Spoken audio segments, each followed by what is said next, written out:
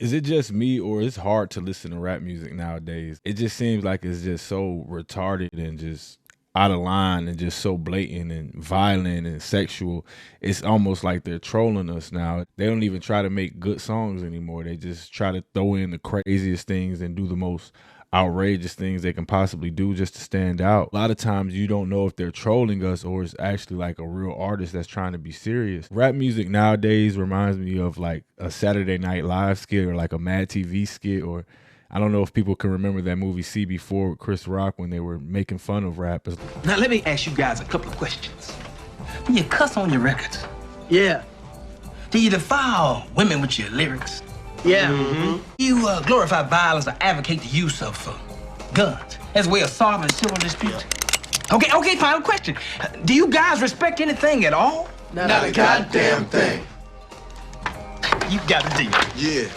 Welcome to the family. How they used to make fun of rap back in the day is like actual real stuff that we're supposed to take serious. It just got me thinking, why is rap music the way it is today? Did you know the same people that own the music labels are the same people that own the private prisons? If I listen to music today, most of my Spotify is 70s music, the Gap Band, the OJs, Stevie Wonder. I really love that 70s era, and just listening to it, you just hear a common theme that all the songs are about love and celebrating and dancing and unity and coming together. And it was just a different era. I mean, you had like Motown records and like the Cadillac records, and like how they show in the movie Dreamgirls with Beyonce. Groups like the Supremes. These groups had style, swag, class. The ladies were dressed in dresses and had their hair done and presented themselves in nice ways. The guys were in suits and sang about love and carried themselves with a good demeanor. These songs actually resonated with people and made people come together and start dancing at every wedding and cookout. They have a certain frequency to them that just makes us feel good. It was around the 80s once you started seeing like the music kind of change and you can tell it was being infiltrated. It was like small signs, like they had, you know, like the Madonna era, and Prince had his booty cheeks out, and Rick James was singing about Super Freak. Meanwhile, behind the scenes, the real Super Freaks was buying up all the record labels and the radio stations, companies like BlackRock and Vanguard and State Street. Those companies were new to the music game and just now putting investment money into the music industry.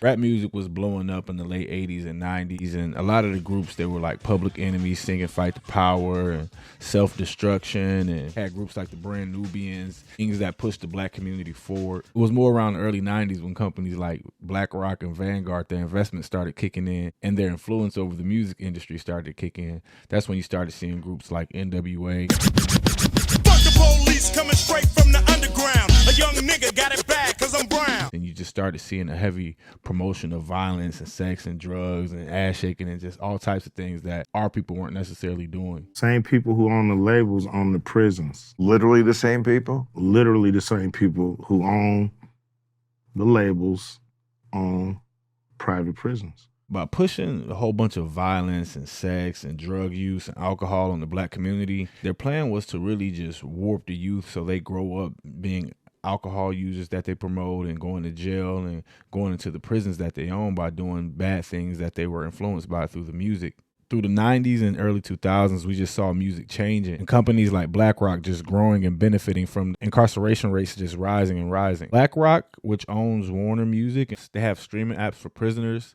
One's called like JPay Music and another one's like GTL, where prisoners can listen to music. They charge the prisoners way higher fees than like a regular streaming service, so the prisoners still have access to music. So now companies like BlackRock that own Warner get to license the music to these streaming apps for subscription fees and charge prisoners high fees just to listen to music.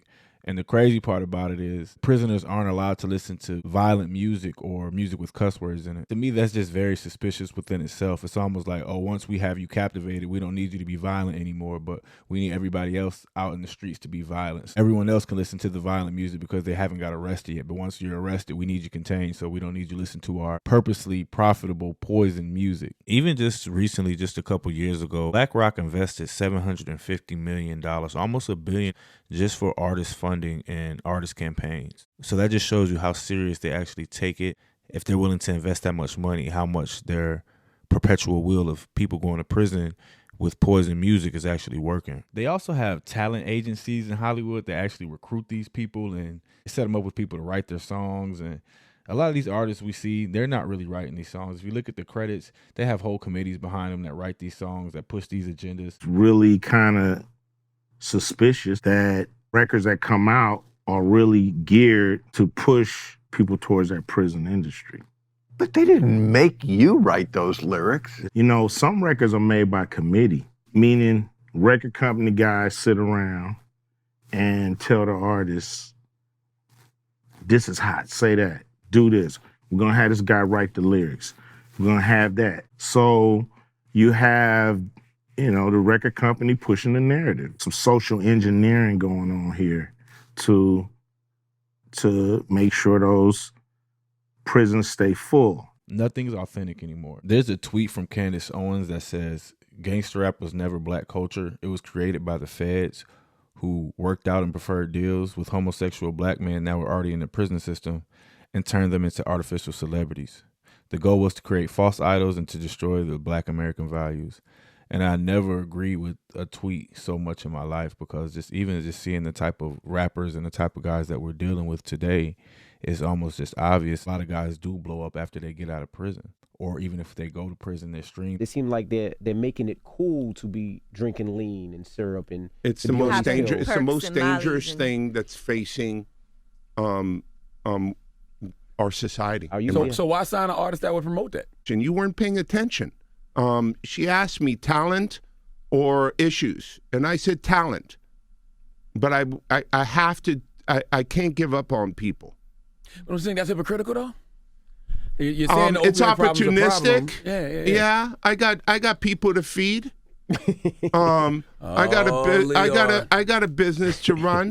They glorify prison for us. Even when you're scrolling on your timeline, how they allow these prisoners to have phones, and they got this prison talk, and they show these guys having basketball games and freestyle sessions, and holding noodles down their arm and stuff like they're having a good time. They're not telling you about the pain and the hell they go through between rap and internet, and allowing these guys to have cell phones to access music. They're just, like I said, perpetual advertisements for people like BlackRock and Vanguard that have these investors that have their hands in both pots. And those are just two small examples of how the music industry and the private prison industry go hand in hand. So if you're wondering why people like Sexy Red and Ice Spice and stuff just keep popping up out of nowhere and promoting garbage, and everything just gets more blatant and blatant, it's not because music is meant to get better. Like, if music was meant to get better, it would be some really good tunes in there, probably songs that'll make us cry.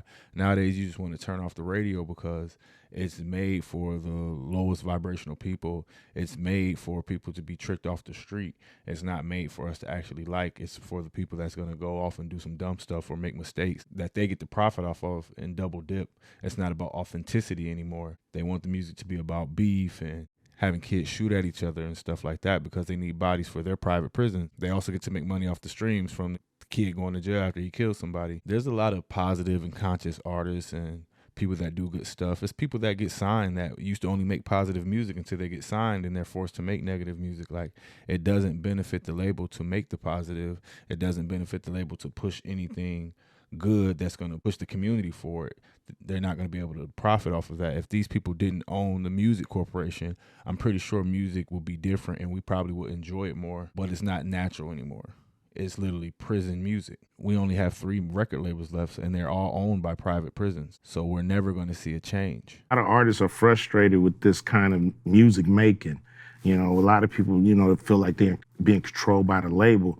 This is how they do it. I'm not going to lie. I still like a lot of rap music. I like to listen to rap music when I'm in the gym. It's mostly nowadays the beat. It's not really these guys. You can't understand them anymore. My biggest suggestion is just to leave the rap music alone. If you can raise your kids on something else, like if they want to listen to music, try to put them on 70s music. Something back that was made before the music game was infiltrated and made to poison us. Rap music has been the biggest weapon that they had to indoctrinate us and market us to horrible things that destroy our community. I don't really see any good that has came from rap music. I feel like it's the biggest poison to hit our community after drugs, but used to promote drugs so heavy, I feel like it's worse than drugs because it's like drugs' biggest marketer. But now that we know it's infiltrated and it's made for us to go to prison, it's on us to try to ignore it, don't support it. We know better. We have to do better.